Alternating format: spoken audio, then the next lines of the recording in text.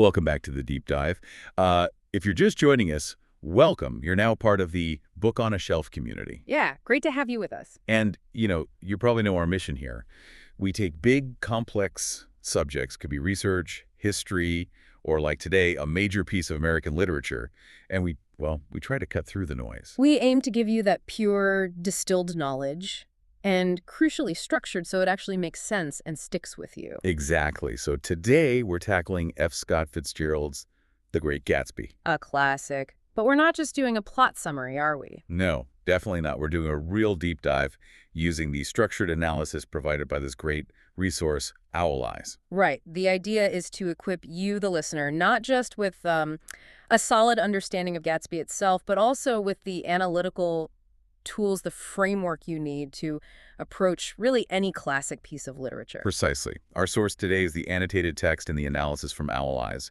We know you need knowledge that's quick, but also thorough and, strategically presented. So we're going to walk through the systematic approach, these 15 analytical lenses that scholars use to really break down the novel. So you see the details, yes, but also the kind of genius of how it's all put together. The difference between just reading a book and truly understanding how the author constructed it. It's moving past just liking it, I suppose, into real critical thinking. Okay, so to ground us right away, let's start where Fitzgerald himself started. I'm going to read the very first line from the source text. Here it is. In my younger and more vulnerable years, my father gave me some advice that I've been turning over in my mind ever since. Wow. I mean, that line, it's probably one of the most famous openings in, 20th century literature, right? And it seems simple, but it's so loaded. How so? Well, mentioning vulnerable years and advice he's still turning over, it immediately tells you this isn't happening now. It's a memory. Okay, so it's reflection.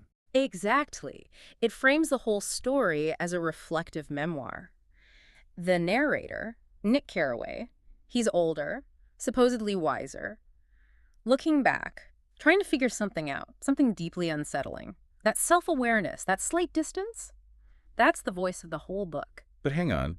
If he's still turning it over, doesn't that imply he hasn't fully cracked it yet? Even the older Nick? Yes. So how much can we trust his wisdom if he's still wrestling with the core moral issue? That is the question. That's the heart of modernism right there, and why that first sentence is just so brilliant. You hit the nail on the head. Okay. Nick is our guide, our witness, but he's compromised. Yeah. Deeply. He sets himself up as this moral guy, right?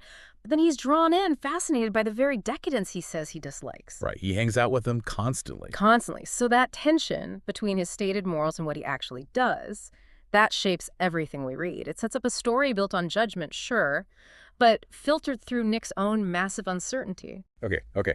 So before we get too deep into Nick's head, let's lay some groundwork. Context. Where and when are we? Crucial first step, always. Our sources give us two key bits of metadata. Literary period is modernism. Publication date is 1925. And that's not just trivia for a book report. That's like the DNA of the novel, modernism. Fundamentally, it grows out of the shock, the trauma of World War I. Right. The old ways of seeing the world felt broken. Completely shattered. Ideas about inevitable progress, stable morals, even a single objective reality, all gone. So writers couldn't just tell straightforward stories like in the 19th century. They had to find new ways. Exactly. They turned inward, experimented, fragmented narratives, jumping around in time, stream of consciousness, Right. all trying to capture that feeling of a fractured world. So for Gatsby, that means we should expect Nick's viewpoint to be, messy, subjective. Absolutely. Expect his struggle to find a moral compass rather than some clear, objective reporting of what happened. And the date, 1925. That puts us right in the Roaring Twenties, the Jazz Age. How does that specific time shape the book's feeling? Oh, massively. The Jazz Age was this short, intense burst of economic boom, social change, fueled by industry, but also, ironically, by prohibition. Bootlegging money. Tons of it. Suddenly there's all this new money, often from shady sources, shaking up the old social order. You have old money families like the Buchanans feeling really threatened by the new rich like Gatsby. But all the wild parties, the affairs, the recklessness, that's not just background color. Not at all. It's the engine of the tragedy, that sense of moral loosening, that carelessness. It's what leads to the disaster. Gatsby is the book about that specific, glittering, but ultimately doomed decade. Which looks us back to Nick's dad and that advice, the supposed moral compass. Let me read the full quote again. Whenever you feel like criticizing anyone, he told me, just remember that all the people in this world haven't had the advantages that you've had. It's amazing how much work those two sentences do. Right away, you get the novel's core tension: wealth, judgment, class. How so? Elaborate a bit. Well, Nick comes from privilege, right? Maybe not Buchanan-level rich, but he's got inherited social standing, advantages, education, connections, that sort of thing. Okay. So he's critical of the flashy new money, the West Egg scene, but he has the very advantages, that pedigree, that Gatsby, despite all his millions, is desperately trying to fake or buy. Ah, so the advice itself highlights the hypocrisy, or the difficulty at least. Precisely. It frames the whole book as a commentary on the American dream, specifically how it gets twisted when success is just about inheriting the right name or belonging to the right club. Nick tries to follow the advice, to reserve judgment. But the story he tells is just one long judgment. Exactly. That's it. And for you, listening, thinking like a learner, this is step one in literary analysis. Wow. Always figure out the perspective, who's telling the story and why. Nick's struggle with that advice is the novel in many ways. Got it. Okay, before we jump into the big toolkit, let's just quickly look at the structure. The source material shows it's pretty straightforward, right? 10 parts, an epigraph, and then chapters I through 9. Yeah, structurally, it's sequential, chapters 1 to 9. Recognizing that basic framework helps a lot. Even with the complex themes. Especially with those. Despite the modernist layers, Nick jumping in time, holding back info, the fundamental plot moves forward. Beginning, middle, end.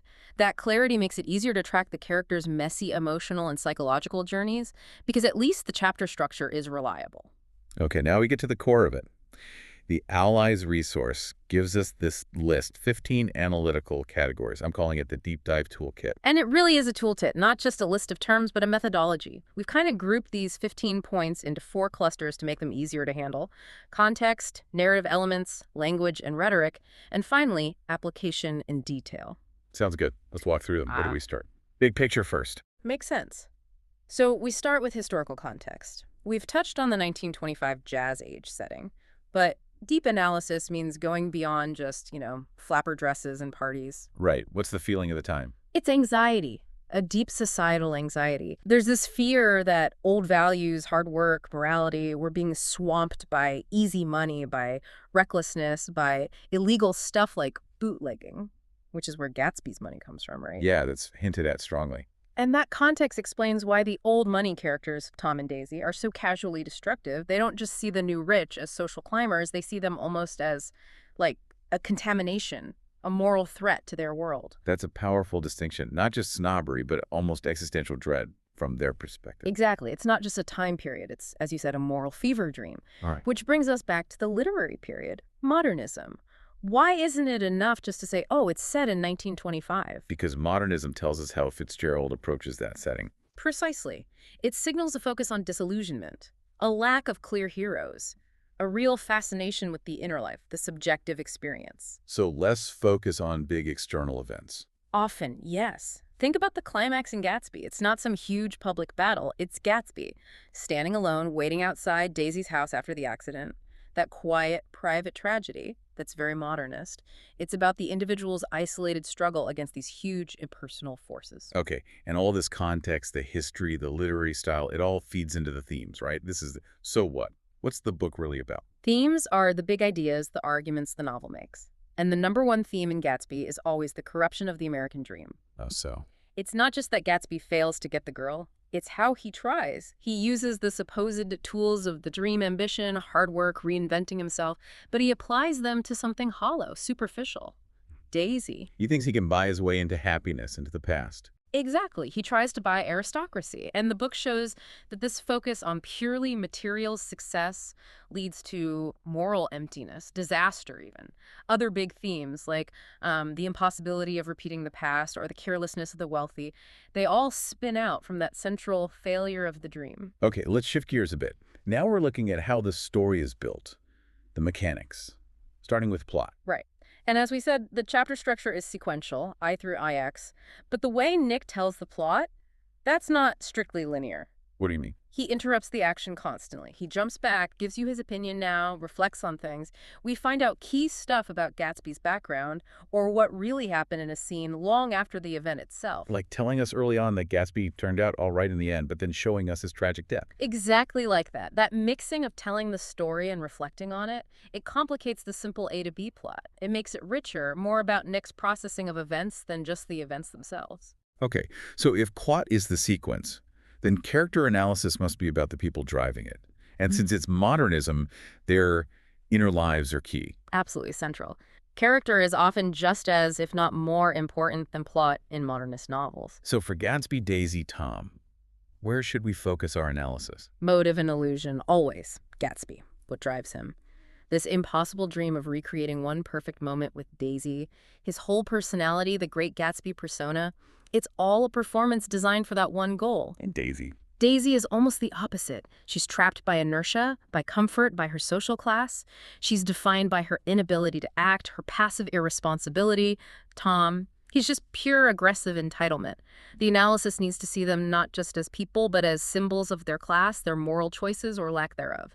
Their interactions fuel everything. Got it. The third element here is foreshadowing. This is where Fitzgerald plants clues about what's coming, right? Yeah. Adds that sense of inevitability. Yes, and he's a master at it. Think about the cars. Oh, right. Cars are everywhere. And they're consistently linked to perilousness, danger. Remember early on at one of Gatsby's parties, someone drives into a ditch and the wheel just pops off. Yeah, kind of a comical, drunken moment. Comical, but symbolic. It perfectly foreshadows the real car disaster later Myrtle Wilson's death. The recklessness has fatal consequences.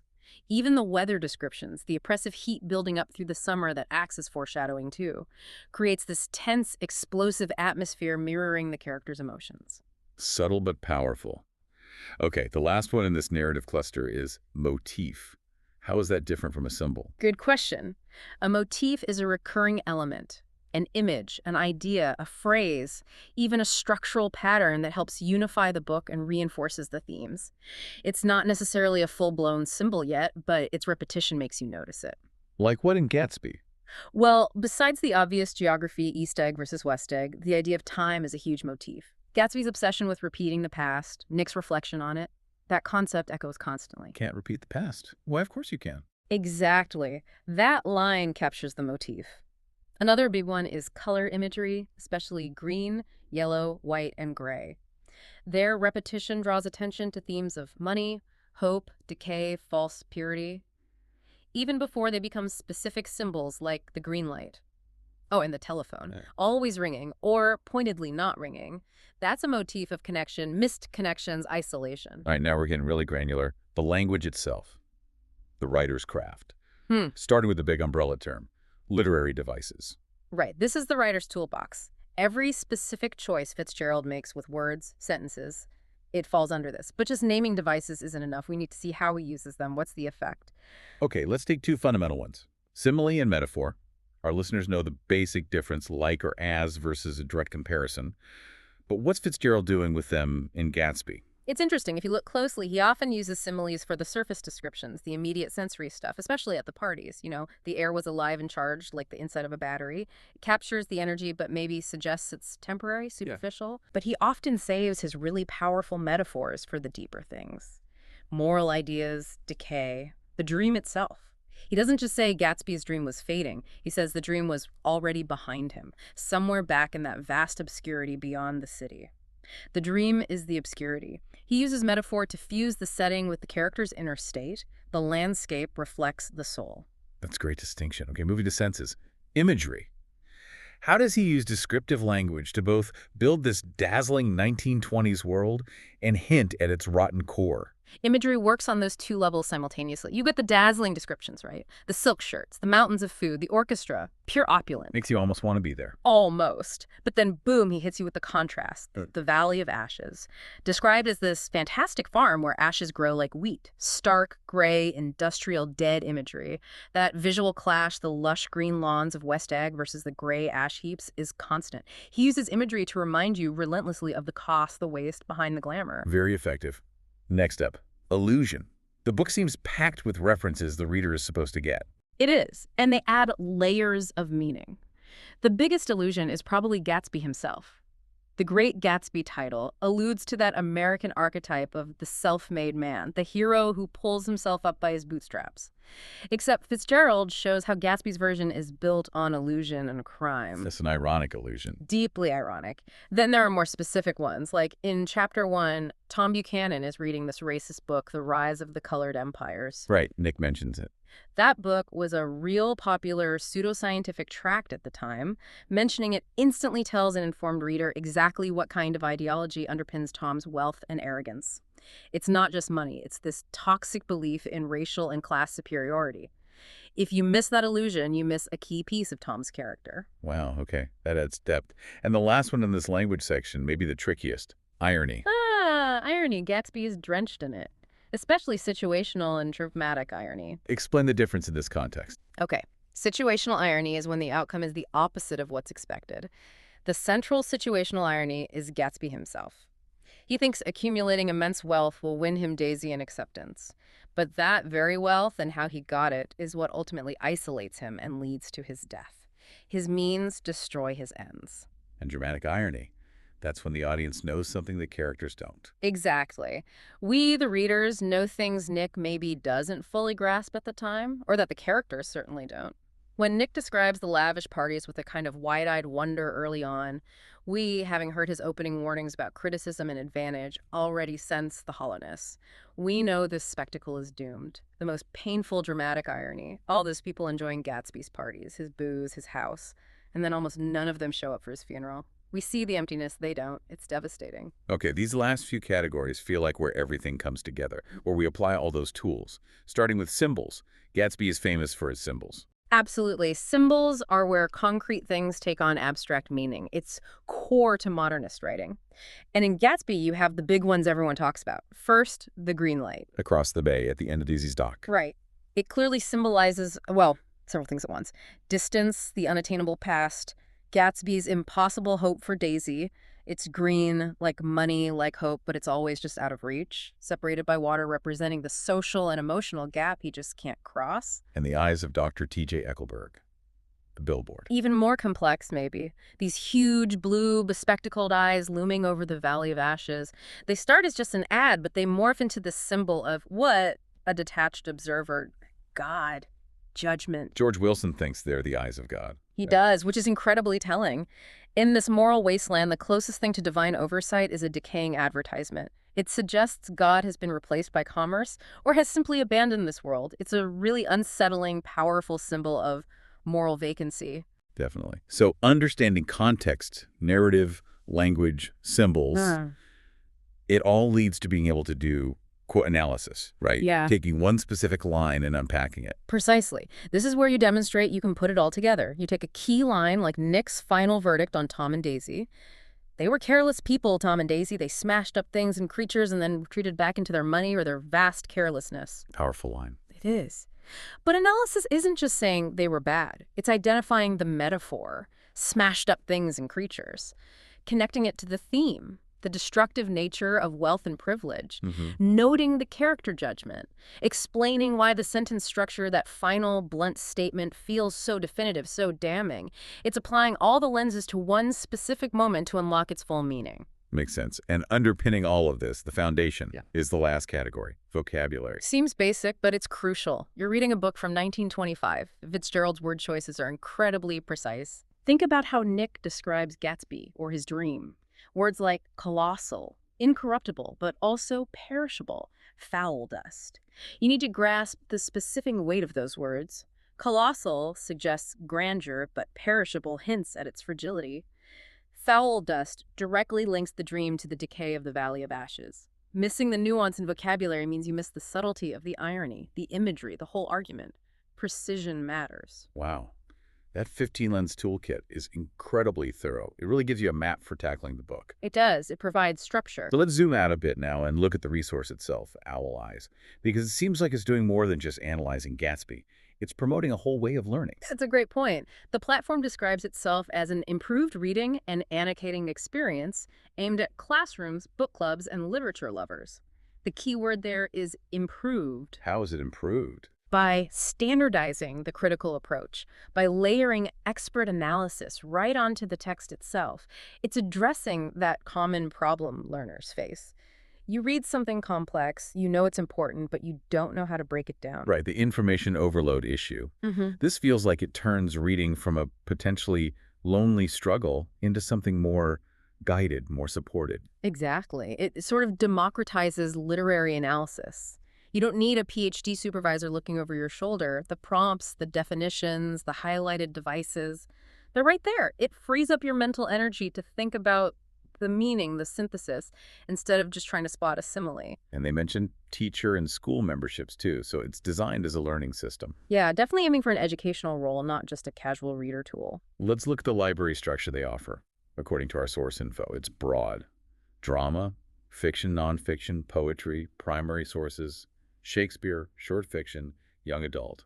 It seems deliberately diverse. It is. And that diversity is key to the learning philosophy, I think. It encourages intellectual agility, meaning the skills you hone, analyzing Gatsby, understanding character motivation, spotting rhetorical tricks, considering historical context, those aren't just Gatsby skills. They're universal, critical thinking skills. So you can apply the same lens to Shakespeare, or even a historical document. Absolutely. The ability to detect irony in Nick's narration is the same mental muscle you use to evaluate bias in a primary source from their nonfiction section or unpack the layers of meaning in a poem. It teaches you that critical reading is transferable. It's a skill set, not just book-specific knowledge. That really elevates the purpose. To illustrate that, let's look at the sample recommended reading list they provide. It's an interesting mix. Robert Frost's poem, Acquainted with the Night, Yeats' An Acre of Grass, a Sherlock Holmes story, The Adventure of the Speckled Band, Mark Twain's Huckleberry Finn, and Virgil's epic The Aeneid. What a list! That's like a mini curriculum in itself, isn't it? It spans genres, time periods, styles. From concise modern poetry to a foundational ancient epic. Right, so you move from Frost's intense focus on metaphor and mood in Acquainted with the Night to the huge sweep of destiny and empire in the Aeneid.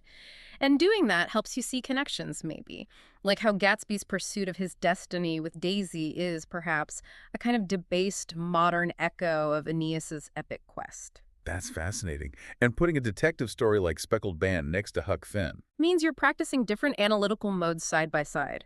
One demands logical deduction following plot clues. The other requires deep engagement with social commentary, historical context, and unreliable narration, much like Gatsby.